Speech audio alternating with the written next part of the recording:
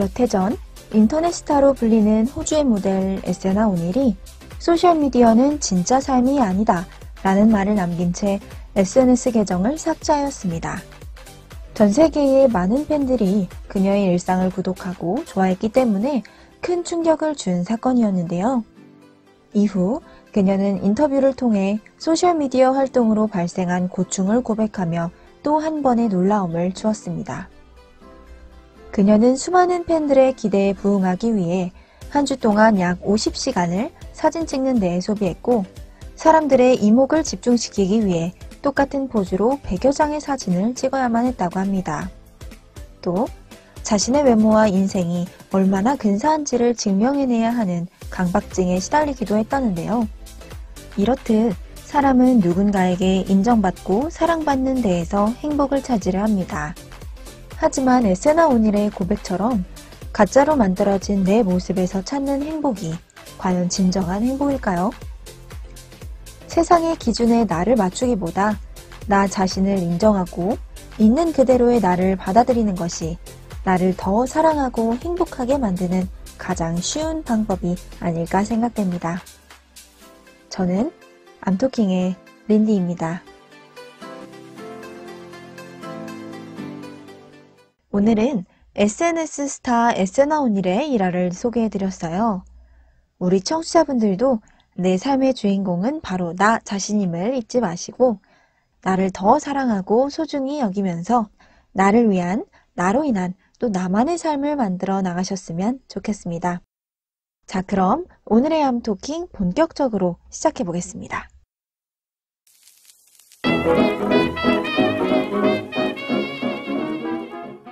네, 오늘의 초대석 6번째 손님과 함께 할 시간인데요. 오늘의 손님, 재생불량성 빈혈 환우이신 복순이님을 모셔보겠습니다. 안녕하세요. 안녕하세요. 저는 30년간 재생불량성 빈혈과 동고동락하고 있는 36살 복순이라고 합니다. 네, 복순이님 반갑습니다. 청취자분들께서 순간 잘못 들었나 하실 것 같아요. 진단이 30년 전이신 거죠? 네, 맞아요. 첫 진단은 1990년도에 받았고 그때 나이가 6살이에요. 네. 그때 상태는 경증에서 중증으로 넘어가는 단계였다고 하세요, 어머니께서. 네네. 6살 참 어린 나이였는데 어떻게 발견하셨나요? 멍도 잘 들고 코피 나면 잘 멈추지 않고 감기도 걸리면 쉽게 낫지 않고 네. 보통 아이들하고 조금 달랐다고 하세요. 그래서 약국에 가서 상의를 받았는데 동네 소아과 가라고 하셨고 동네 소아과에서는 피검사를 받아봤는데 서울 큰 병원에 가보자 해서 서울대학병원에서 골수 검사하고 첫 진단을 받았어요. 네. 어렸을 때긴 하지만 혹시 그 진단 받으셨을 때 어떠셨는지 기억나시나요? 제가 너무 어렸을 적이라서 네. 기억나거나 직접적으로 느낀 점은 없어요. 하지만 골수 검사했었을 때 당시 장면들은 정확히 선명하게 기억하고 있어요. 부모님께서 많이 우셨던 그런 장면들이고요. 그리고 어머니께서 하시는 말씀으로는 청천벽력 같다고 하셨고 세상에 이런 병이 다 있나 그런 말씀을 하셨어요. 네. 얼마나 놀라셨겠어요. 사실 재생불량성 빈혈이 그렇게 좀 이렇게 막 알려진 병도 아니잖아요. 네, 그럼 6살에 진단 받으시고 치료는 어떻게 진행되셨나요? 서울대 병원에서 첫 진단 받고 한 1년 반 정도 다녔다고 해요. 그때 복용하던 약이 있는데 너무 오래돼서 어머니께서 그 약은 기억을 못 하시더라고요. 네네. 그러다 병원에서 알게 된 어머니 지인을 통해서 여의도 성모병원을 소개받았고 1992년 그러니까 제 나이 8살에 여의도 성모병원에서 처음 면역치료를 받았어요. 그 후 20살에 한 번 더 면역치료를 받았습니다. 네, 그러셨군요. 여기서 면역치료를 잠깐 말씀드리면요. 재생불량성 빈혈은 이제 몸에서 성숙한 혈구가 생성되지 않는 질병인데요. 그래서 이제 몸에서 성숙한 혈구를 만들어내는 거를 방해하는 것들을 없애주는 것이 면역치료라고 생각하시면 됩니다. 그러면 혹시 그 수혈 치료도 같이 받으셨나요? 8살 면역치료를 받고 나서 제가 중3 때 산부인과 수술을 받은 적이 있는데 네. 그때 빼고는 수혈을 받은 기억은 없어요. 아, 그리고 20살에 면역치료를 받고 나서도 수혈을 여러 번 받았지만 정기적으로 받진 않았어요. 하지만 정기적으로 수혈을 받은 적이 2010년부터 15년 2월까지는 정기적으로 꾸준히 받았었죠. 네. 수혈도 그래도 꽤 오랜 시간 받으셨네요. 근데 이게 수혈이 또 많이 받으면 철분이 이제 몸에 좀 쌓이잖아요. 네, 맞아요. 수혈 때문에 철분 수치가 13,000까지 올라갔어요. 아, 정상 수치가 제가 알기로는 100으로 알고 있는데 네네. 인터넷으로 찾아보니까 한 150, 160이라고 하더라고요. 그래서 2014년 11월부터 현재까지 그 몸속 철분을 제거하는 엑스자이드라는 약을 계속 복용 중이에요. 네. 현재는 한 3,000 이하로 알고 있어요. 아, 그 이후로부터는 수혈을 안 받고 있어요. 네. 가끔씩, 그러니까 1년에 한두 번 정도 정형외과에서 근육염증 치료 때문에 네네. 근육주사를 맞을 때가 있어요. 네. 그래서 그때랑 치과 치료했을 때, 그때는 혈소판 수혈을 한 번씩 받곤 해요. 네, 그러시군요. 그러면 면역치료 받으시고 수치나 몸 상태는 좀 어떠셨어요? 8살 때 면역치료를 받고 나서는 네. 수치 변화가 바로 보였다고 하세요. 아, 어머니께서. 그래, 치료가 좀 잘 받으셨나 보네요. 네, 초등학교 땐 별탈 없이 지냈던 것 같아요. 뭐 중고등학생 때 1년에 한 번씩 뭐 감기나 장염으로 뭐 고열 때문에 일주일 정도 입원했었고 네. 뭐 중3 때는 난소에 혹이 있어서 산부인과 수술을 받기도 했었고 고1 때는 갑자기 학교에서 쓰러져서 가족들을 놀래킨 적이 있어요. 갑자기 왜? 그때 내 MRI를 찍어봤었는데 내 하수체에서 조그만 혹이 있다는 정도였고 크게 지장이 있을 정도는 아니라고 들었어요. 그래도 갑자기 쓰러지셔가지고 다들 정말 놀라셨겠어요. 그래도 뭐 MRI도 그렇고 크게 지장이 없다니까 다행이네요. 네, 다행이죠. 네. 중고등학교 때 종종 부모님을 놀래킨 것 빼고는 뭐 3개월에 한 번씩 새벽에 아버지랑 가서 병원 가서 피 뽑고 아침에는 어머니가 외래 가서 수치 확인하시고 그렇게 외래를 중고등학교 때까지 다녔던 것 같아요. 부모님께서 정말 참 큰 역할 해주셨네요. 뭐 부모님, 가족 이야기하면 한도 끝도 없죠. 네. 대하 드라마 쓸 정도? 네. 근데 그렇게 학교 생활하고 2004년에 고3 졸업할 당시까지 혈소판이 10만이었어요. 그래서 다들 뭐 부모님, 교수님들 뭐 다들 조금만 버티면 완치할 수 있겠다라는 희망이 있었죠. 네네. 수치가 괜찮아가지고 이제 졸업할 당시셨으니까 대학생활 정말 즐겁게 시작하셨을 것 같아요. 네, 맞아요. 대학 생활을 즐기면서 이마트 주차장에서 아르바이트도 해보고 학교 생활도 하면서 술도 마시고 친구들하고 여행도 다니고 평범한 대학 생활을 했었는데 그게 무리가 됐는지 20살 8월에 외래를 갔었는데 혈소판 10만이었던 게 6천으로 떨어져 있었어요. 그래서 두 번째 면역치료를 받게 되었습니다. 네, 10만이었던 혈소판이 6천까지 떨어지셨다니까 몸도 몸이지만 마음도 참 힘드셨을 것 같아요. 그럼 그때 다시 받은 면역 치료는 어떠셨나요? 치료 첫날부터 부작용이 났었어요. 아, 특히 근육통이 심했고요. 네. 그 부작용 때문에 되게 며칠을 고생했던 걸로 기억하고 그래서 입원 기간이 더 늘어났었어요. 네. 한 3주에서 한 달 정도 면역 치료를 하고 한 사이풀이라는 약을 먹었었는데 네네. 복용 기간은 정확히 기억이 나질 않아요. 네. 참고로 사이폴은 면역 억제제고요. 그럼 두 번째 그때 면역 치료 하시고 수치는 조금 괜찮아지셨나요? 어렸을 적에 처럼 바로 수치 변화는 나타나지는 않았다고 해요. 1년 가까이는 한 1만에서 2만, 그리고 2년 후부터는 한 2만에서 4만 오르락 내리락 거리면서 조금씩 천천히 올라갔었어요. 그러면 이제 치료 후에는 다시 좀 일상으로 복귀하셨을까요? 태어나자마자 학교 수업을 바로 들었어요. 원래는 휴학을 하는 게 맞았는데 네. 제 고집으로 휴학 안 하고 그냥 학교 생활하면서 지냈었어요. 지금은 그게 제일 후회가 돼요. 차라리 휴학을 하고 치료에 전념을 했으면 어땠을까 하고요. 네. 그때도 퇴원하고 일주일 만에 무릎에 물이 차가지고 아이고. 항생제 치료 받으면서 학교 다니고 네. 그랬던 적이 있었어요.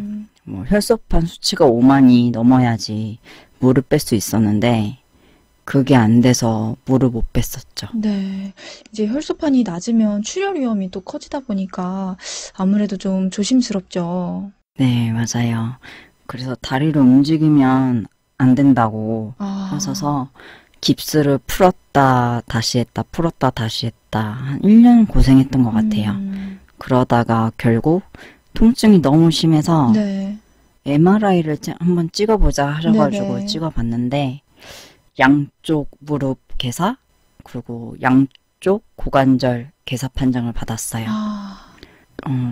그래도 뭐 약으로도 뭐 통증 완화를 해보자 하셨는데 너무 심해서 2006년 2월에 임시적으로 구멍을 뚫어서 혈액순환을 시켜주는 천공수술을 받았어요.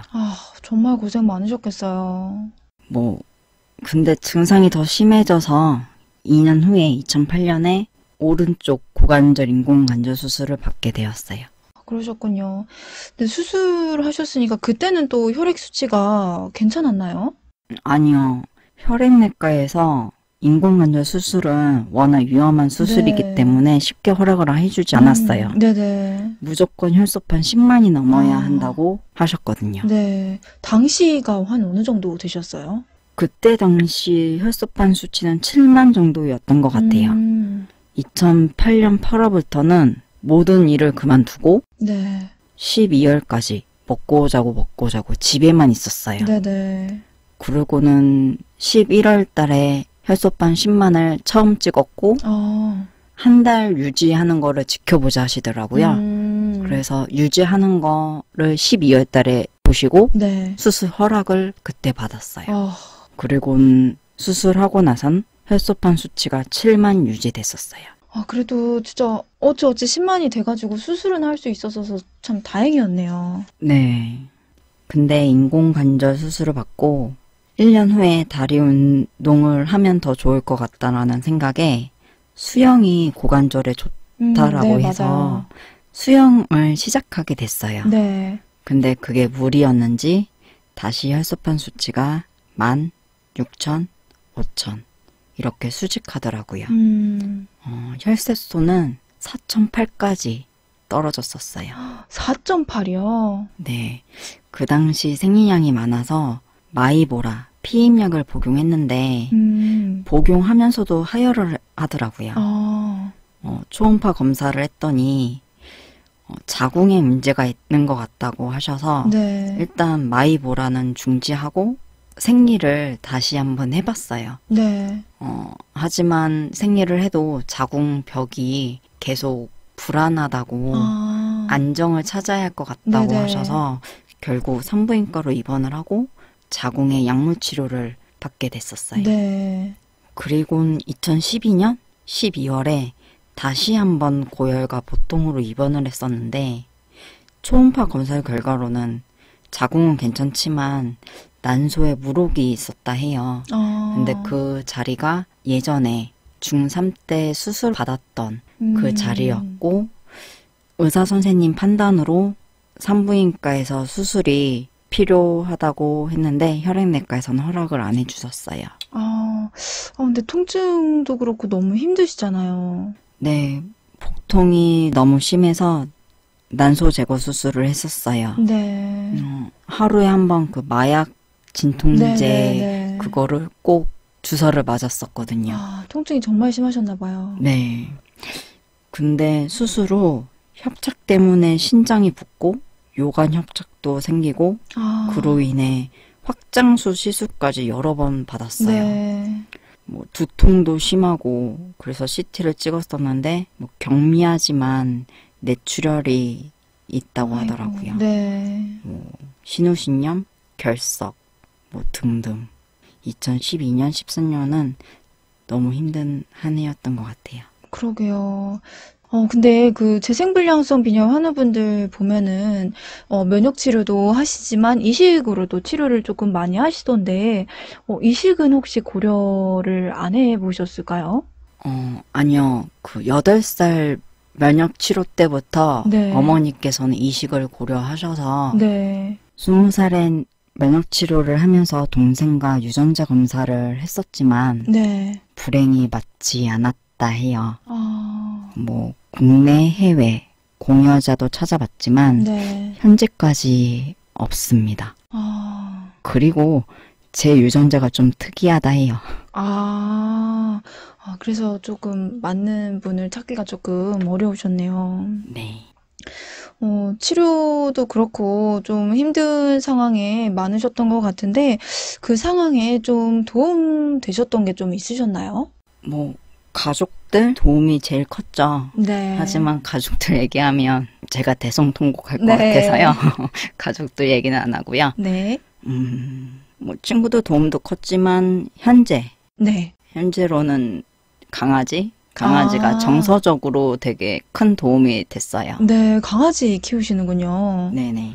다들 강아지 키우면 안 된다고 했었어요. 음. 감염에 취약한 사람이 강아지를 키우면 안 된다고 그쵸, 굽고 아무래도. 말리시더라고요. 네, 면역 떨어져 있으면 혹시 모르니까요. 네. 근데 저는 2012년, 13년 힘든 때를 지나고 나서 뭔가 안정적이고 싶었어요. 네. 그리고 제가 뭐를 책임져야 할 것 같은? 지금 생각해보면 제가 살아야 하는 이유를 만들고 싶었던 것 같아요. 네, 뭔지 알 것 같습니다. 그래서 고민 없이 강아지를 입양하게 됐고, 음. 지금도 잘 키우고요. 네. 지금 우리 가족의 분위기 메이커예요. 좋네요. 하루에 한 번씩 강아지 때문에 꼭 산책 나가고 아침 저녁으로 강아지 끼니 챙겨주면서 저도 먹게 되고 네. 도움 많이 돼요. 그러게요. 누군가 이제 돌보려면 또 정성이 필요하니까요. 그러면서 뭔가 의지도 더 생기고 용기도 생기고 그럴 것 같아요. 그리고 라디오도 도움이 된 것 같아요.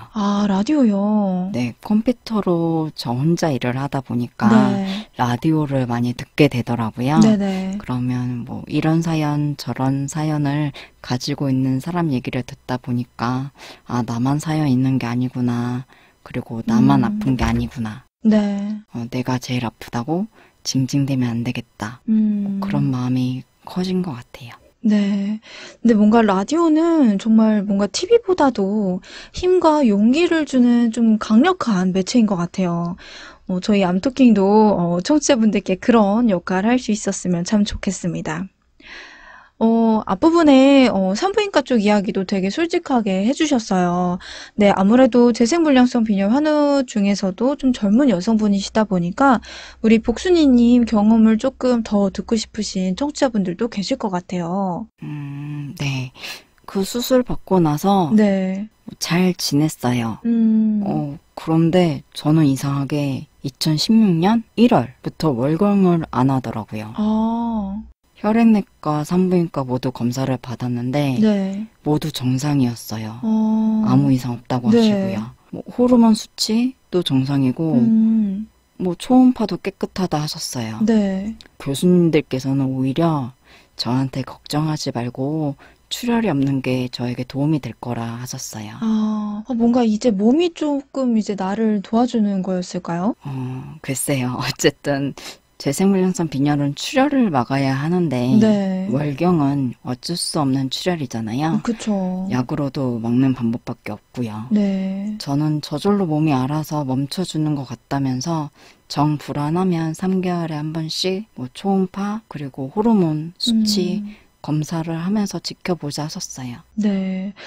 그러면 이제 16년도에 생리가 멈추고, 유지가 쭉 되고 계신 건가요? 아예 멈춘 건 아니었어요. 네. 한 16개월에서 20개월에 한 번씩 생리를 하더라고요. 네. 뭐 우스갯소리로 어머니께서는 너 출산을 몇 번 하니? 라고 하셨어요.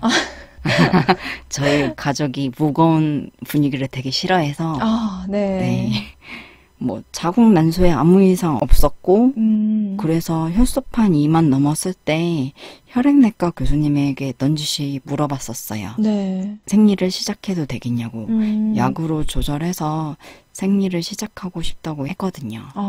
교수님께서는 뭐라고 하시던가요? 교수님께서는 수치를 더 올리고 시작하자 하더라고요. 2019년에 혈소판 수치가 한 32,000에서 37,000까지 네. 계속 꾸준히 오르고 있는 상태여가지고 네네. 37,000을 유지하는 거 보시고 아직 생리 안 하면 산부인과랑 상의해서 생리를 시작해 보는 건 어떻겠냐고.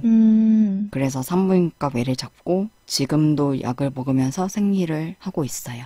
그래도 이제 약으로 조절이 되신다니까 정말 다행이네요. 네, 지금까지 복순이님의 30년 투병 이야기를 청해보았는데요. 중간중간 조금씩 언급되기도 했지만 그래도 치료 중에 겪은 부작용이나 후유증 이야기를 조금 더 해보면 좋을 것 같아요. 네, 8살 면역치료 후에 산디문, 지금은 사이폴이라는 약을 복용했고요. 그 약을 복용하면서 담호증, 목소리 변화 등이 왔었어요. 네. 약을 끊고 나니까 담호증은 없어졌지만 변화된 목소리는 어쩔 수 없더라고요. 그래서 그것 때문에 초등학교 때는 많이 놀림을 받았지만 네. 현재는 이 목소리가 저의 장점? 트레이드 마크라고 해야 되나요? 그렇게 됐어요. 그리고 나서 20살 면역 치료할 때도 똑같이 담호증, 그리고 붓기가 있었지만 약을 끊으니까 다 없어졌어요. 네. 담호증이랑 목소리 변화도 있으셨고 면역 억제제 부작용이 조금 있으셨네요. 네. 수혈 치료할 때는 괜찮으셨나요? 수혈 부작용이 굉장히 심했어요. 적혈구 수혈은 보통 두드러기가 얼굴에 몇 개 정도? 네. 그 정도 나서 부작용 주사를 맞으면 다시 없어지는. 네네. 그래서 괜찮았는데 혈소판 수혈은 굉장히 심했어요. 두드러기는 기본이고 심할 때는 호흡곤란까지 한 3번 정도 왔었어요. 보통 이제 수혈 전에 부작용 예방 주사도 주시고 할 텐데 호흡곤란까지 왔으면 부작용이 정말 심하셨네요. 네, 전 좀 심했어요. 그리고 필터까지 장착해서 맞았는데도 심했고 원래는 혈소판은 30분 이내에 맞아야지 효과가 제일 높다 했는데 저는 한 2-3시간? 천천히. 네, 정말 천천히 맞았는데도 그래도 부작용이 났을 때도 있었어요. 그래서 한 번은 외래에서 전신 두드러기랑 호흡곤란이 동시에 와서 결국엔 교수님께서 혈소판 수혈은 정말 응급할 땐 빼고는 외래에선 맞지 말자 하셔가지고 그 이후로 혈소판 수혈은 안 해요. 사실 이번 중도 아니고 외래에서 수혈받다가 그래서 사실 의료진 분들도 놀라셨을 것 같아요. 네, 맞아요. 네. 철분이 좀 쌓여서 엑스자이드도 복용 중이라고 하셨죠? 네네. 2010년 철분 수치가 1000일 때 처음 먹었었는데 역시 고열하고 전신 두드러기가 너무 심해서 병원 응급실까지 가서 치료를 받은 적이 있어요. 그땐 하루가 지나도 두드러기 자국이 없어지지 않아서 굉장히 고생했던 적이 있었어요. 그리고 몇 개월 지나서 S자이드 용량을 줄여서 다시 한번 복용했지만 역시나 열이랑 두드러기가 나서 바로 복용 중지를 했었어요. 근데 철분 수치가 만을 넘다 보니까 다른 장기나 당뇨 위험성이 있다 하셔서 교수님께서 조심스레 물어보더라고요. 다시 복용하겠냐고. 그럴 것이 2번이나 부작용이 있어서 저도 걱정스러운 마음이었거든요. 그쵸. 근데 이게 또 수치 때문에 안 먹을 수도 없고 근데 먹자니까 또 부작용이 너무 심하고. 맞아요. 수혈은 계속해야 하는데 철분 수치는 계속 오를 테고 네. 철분이 오르면 부작용이 심하다고 하시고 할 수 있는 방법으로는 SZ 복용밖에 없었어요. 그래서 결국 어떻게 하셨어요? 결국 정말 애기들이 먹는 저용량부터 시작해서 네. 지금은 500mg 새알 먹고 있습니다. 네. 물론 지금도 500mg 새알을 일주일 이상 먹으면 두통하고 미식거림이 있어요. 그래서 교수님하고 복용 방법을 상의 끝에 알려주신 방법으로 복용하고 있습니다. 정말 끝없는 싸움이네요. 그래도 앞으로도 좀 잘 이겨내셨으면 좋겠습니다. 분위기를 조금 바꿔서요. 워낙 어린 시절부터 투병하셔서 뭔가 기억에 남는 에피소드들도 조금 있으실 것 같아요. 네, 워낙 길다 보니까 네. 기억나는 게 몇 가지 있죠. 좀 들려주실 수 있으세요? 입원 중이었던 일이에요. 네. 이때가 아마 2010년도 산부인과 입원했을 네. 때인데 친구가 먹을 것을 바리바리 싸들고 왔더라고요. 네네. 뭐 음료수, 김밥, 닭강정 등등 제가 무슨 소풍 왔냐고 할 정도였거든요. 근데 음료수에 김밥에 닭강정이면 정말 소풍인데요, 그냥? 네, 맞아요. 근데 친구가 하필 종이컵을 안 사왔다는 거예요. 그럼 어찌 먹냐, 오렌지 주스를 뭐 입대고 마실 수도 그쵸. 없고. 그래서 난감했던 차에 친구가 간호사실에 가더라고요.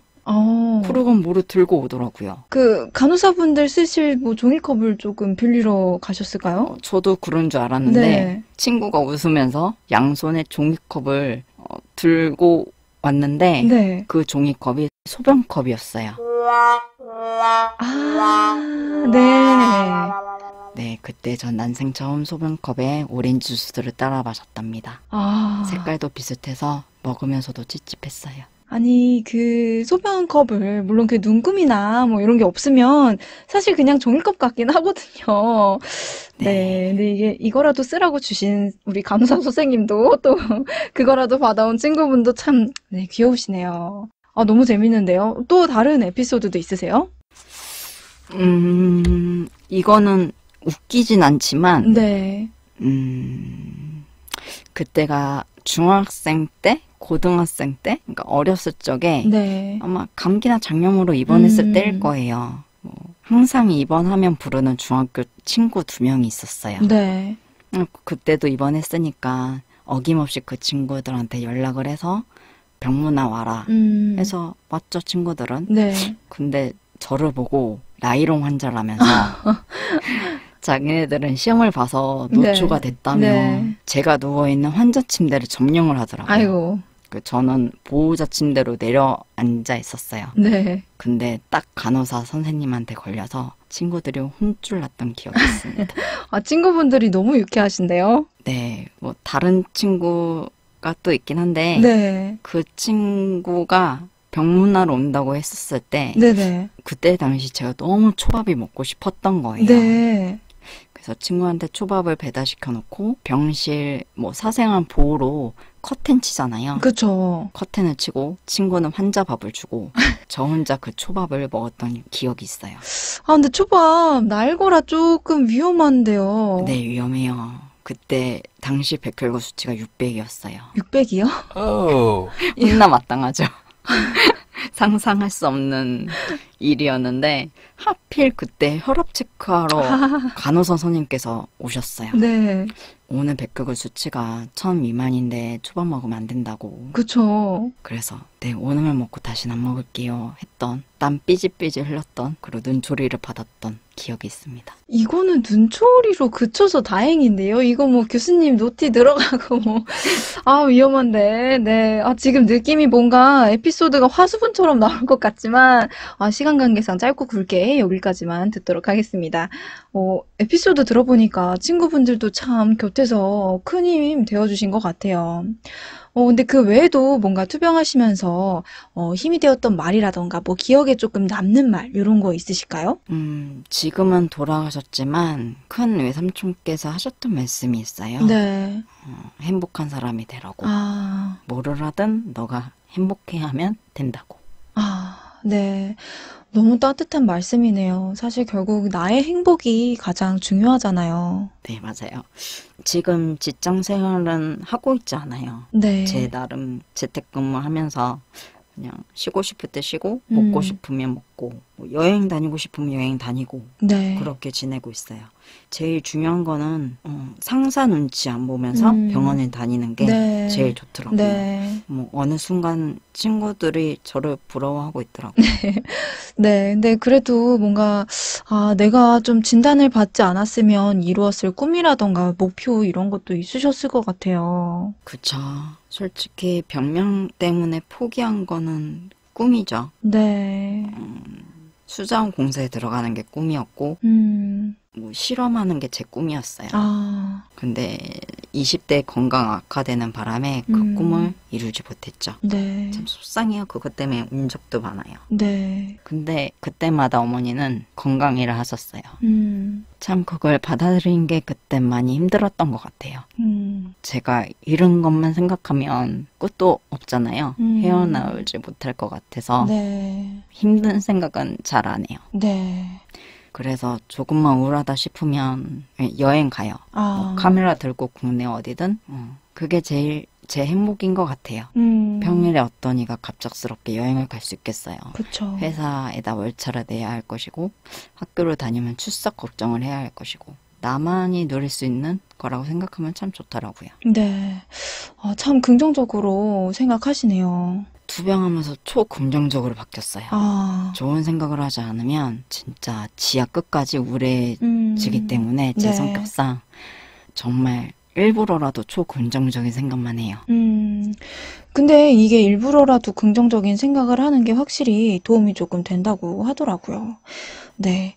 그러면 지금은 어떻게 지내고 계신가요? 다들 그러시겠지만 지금 코로나 때문에 멀리 외출은 자제하고 있어요. 네. 6월 초에 제가 감기 증세가 있어서 네.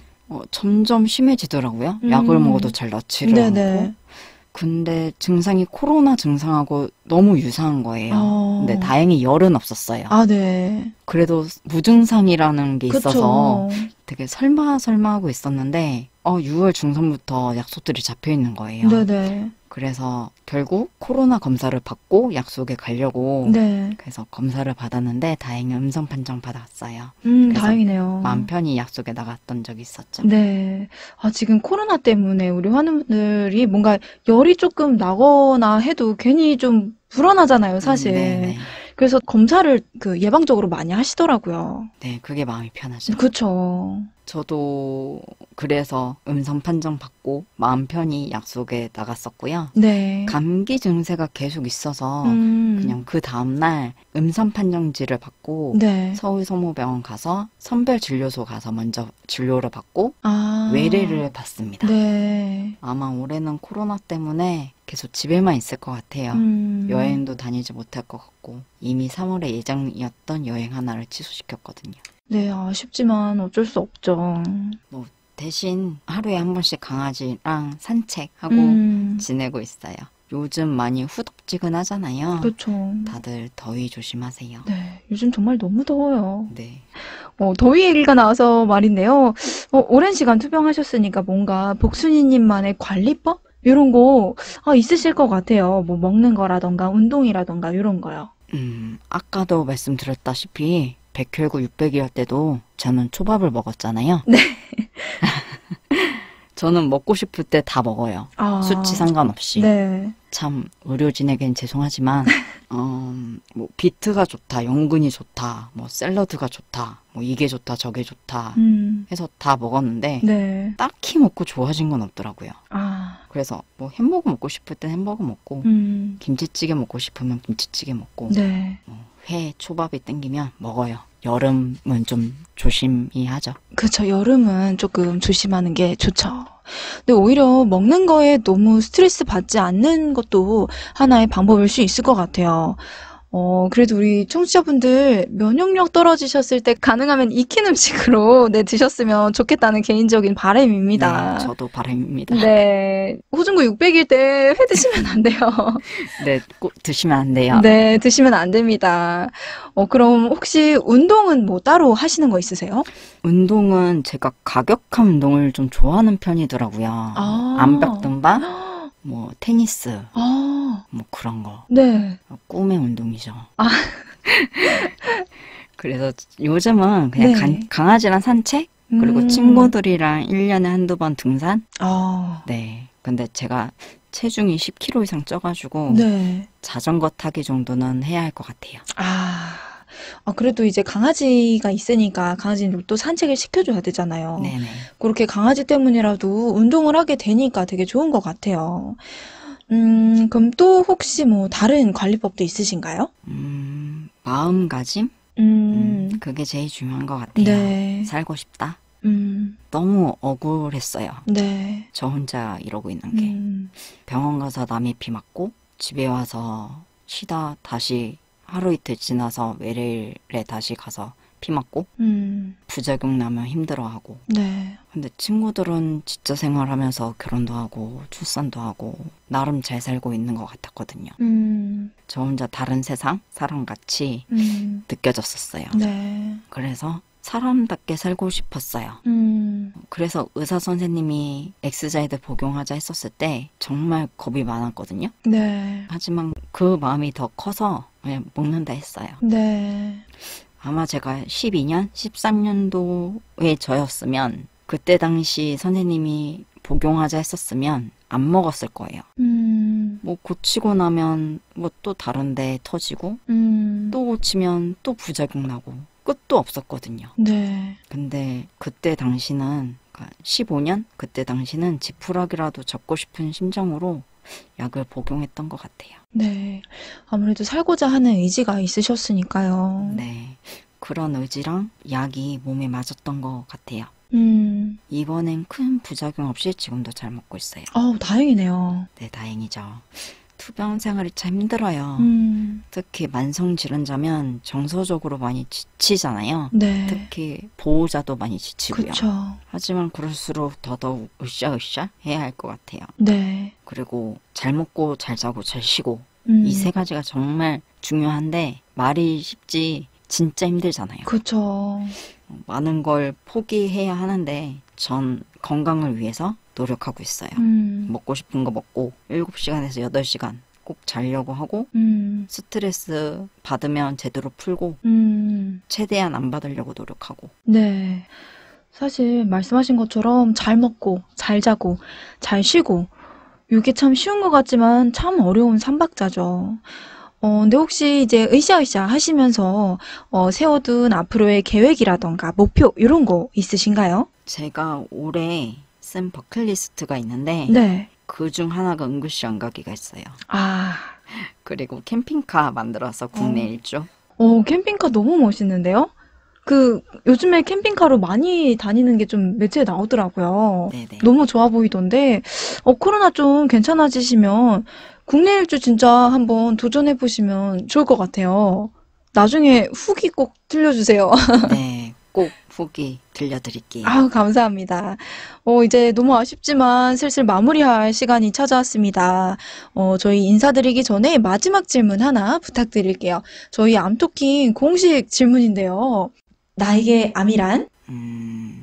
어떻게 들리실지 모르겠지만 저에겐 친구? 아, 완치되지 않는 이상 저랑 평생 같이 해야 하잖아요. 그쵸. 친구라고 생각해야 마음이 편안하지 않겠어요? 네.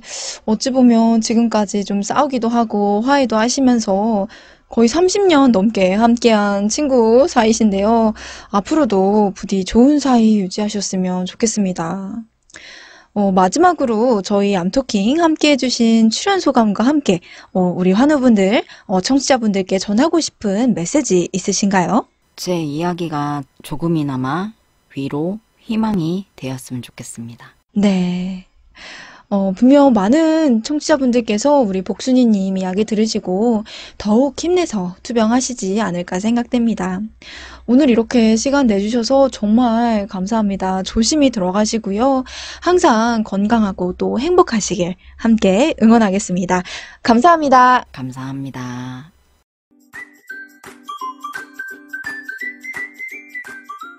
이번 코너는 건강한 식생활을 위한 영양 Q&A 시간입니다. 첫 번째 질문 먼저 보겠습니다. 토마토는 어떻게 섭취하는 게 좋을까요? 라고 질문해 주셨어요. 네, 토마토는 생으로 드셔도 좋지만 기름에 볶거나 또 끓이거나 아니면 주스로 만들어 드셔도 좋다고 합니다. 토마토를 끓일 때는 좀 은근한 불에 오랫동안 속까지 익혀서 드시는 것이 좋고요. 또 주스로 드실 예정이시라면 식감을 위해 껍질을 벗겨서 갈아 드셔도 괜찮다고 합니다. 토마토 껍질에는 영양소가 많지 않기 때문에 껍질은 제거해도 무방하다고 하시네요. 두 번째 질문입니다. 토마토, 바나나, 아보카도는 어떻게 골라 먹는 게 좋을까요? 라고 해주셨어요. 우선 토마토는 완전 빨간색일 때, 그리고 바나나는 노란색과 갈색이 반반일 때, 또 아보카도는 초록색이 진하고 눌렀을 때 말캉한 느낌이 있으면 먹기 좋게 익은 상태라고 합니다. 이제 마지막 질문입니다. 계란을 반숙으로 먹는다면 계란 노른자가 완전하게 익지 않았는데 세균 걱정 안 해도 되나요? 라고 질문해 주셨습니다. 이 부분은 우선 흰자에 말캉한 느낌이 있고 노른자가 반 이상 익었다면 괜찮다고 합니다. 하지만 백혈구 수치가 낮거나 감염에 취약한 상황에 있으시다면 혹시 모를 위험을 예방하기 위해 꼭 완숙으로 드셔야 한다고 말씀 주셨습니다. 네, 오늘의 영양 Q&A는 여기까지입니다. 투병 생활 중 식사 방법과 영양 관리가 매우 중요한 부분을 차지하고 있는 만큼 오늘 준비한 내용이 우리 청취자분들의 올바른 식생활에 도움되어 드렸기를 바랍니다.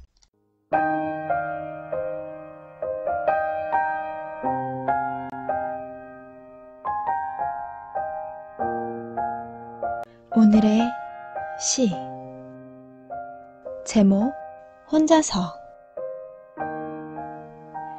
두셋이서 피어있는 꽃보다 오직 혼자서 피어있는 꽃이 더 당당하고 아름다울 때 있다. 너 오늘 혼자 외롭게 꽃으로 서 있음을 너무 힘들어하지 말아라. 나태주 지음